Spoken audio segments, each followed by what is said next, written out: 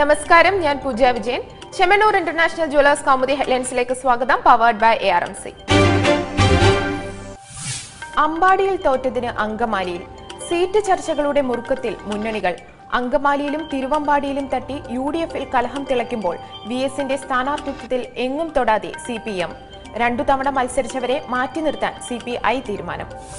അങ്കമാലി സീറ്റിൽ അവകാശവാദം മുറുക്കിയ Jacob group chairman Johnny Nellore Mani പക്ഷത്തുനിന്ന് പിളർന്നു മാറിയ ഫ്രാൻസിസ് ജോർജുമായി ചർച്ച നടത്തിയെന്ന് സൂചന. ഇനി ചർച്ചയ്ക്കില്ലെന്ന് നെല്ലൂരിന്റെ പ്രഖ്യാപനത്തിൽ വഴിമുട്ടി UDF. 2 തവണ മത്സരിച്ചവർക്ക് വീണ്ടും അവസരം നൽകേണ്ടെന്ന പാർട്ടി നിബന്ധനയിൽ ഇളവ് നൽകാൻ CPM ഒരുങ്ങിയപ്പോൾ വിലക്കു കടുപ്പിച്ച് CPI സംസ്ഥാന കൌൺസിൽ.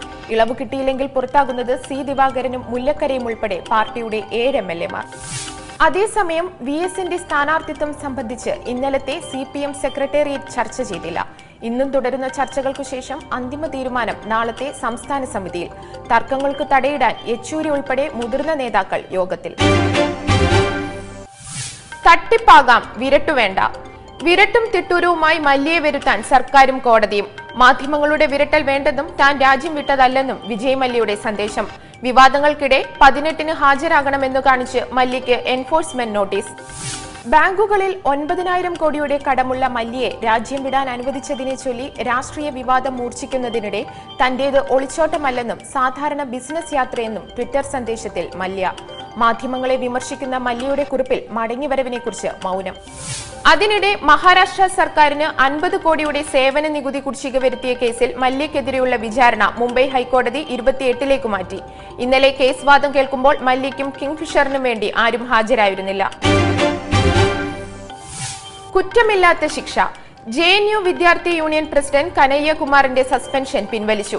കനയ്യയും ഉമർ ഖാലിദും ഉൾപ്പെടെ 8 വിദ്യാർത്ഥികളും കുറ്റക്കാരല്ലെന്ന് സർവകലാശാല അന്വേഷണ സംഘം.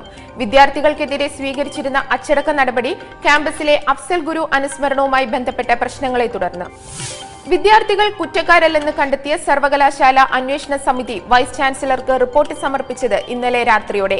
കനയ്യകുമാർ ഇപ്പോൾ ഡൽഹി ഹൈക്കോടതി അനുവദിച്ച 6 മാസത്തെ ഇടക്കാല ജാമ്യത്തിൽ. കീഴടങ്ങിയ ഉമർ ഖാലിദ്, അനിർബൻ ഭട്ടാചാര്യ എന്നിവർ ജുഡീഷ്യൽ കസ്റ്റഡിയിൽ. ഇനി ഇലക്ഷൻ വിശേഷം.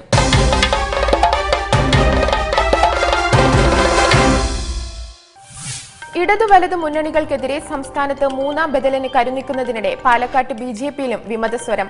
പാർട്ടി ജനറൽ സെക്രട്ടറി ശോഭാ സുരേന്ദ്രന്റെ സ്ഥാനാർത്ഥിത്വത്തിൽ നീരസവുമായി ജില്ലാ ഘടകം. സംസ്ഥാന സെക്രട്ടറി C കൃഷ്ണകുമാറിനു വേണ്ടിയാണ് പാർട്ടിയിലെ പാലക്കാടൻ പോര്. ശോഭാ സുരേന്ദ്രനോടുള്ള പ്രതിഷേധം മറനീക്കി പുറത്തുചാടിയത് ഇന്നലെ ജില്ലാ തിരഞ്ഞെടുപ്പ് കമ്മിറ്റി ഓഫീസ് ഉദ്ഘാടന വേളയിൽ. ഉദ്ഘാടകയെ നിശ്ചയിച്ചിരുന്ന ശോഭ എത്തുന്നതിനു മുമ്പേ കാര്യം കഴിച്ച് കൃഷ്ണകുമാർ. മുഹൂർത്തം തെറ്റാതിരിക്കാനെന്ന് ഔദ്യോഗിക വിശദീകരണം.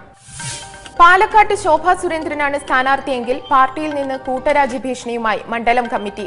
ജില്ലാ നേതൃത്വത്തിന്റെ അഭിപ്രായം പരിഗണിക്കാതെ ശോഭയെ നിശ്ചയിച്ചാൽ പ്രചരണത്തിന്റെ ശോഭ കെടുമെന്ന ഭീതിയിൽ സംസ്ഥാന ഘടകം. അടങ്ങാത്ത ധിക്കാരം.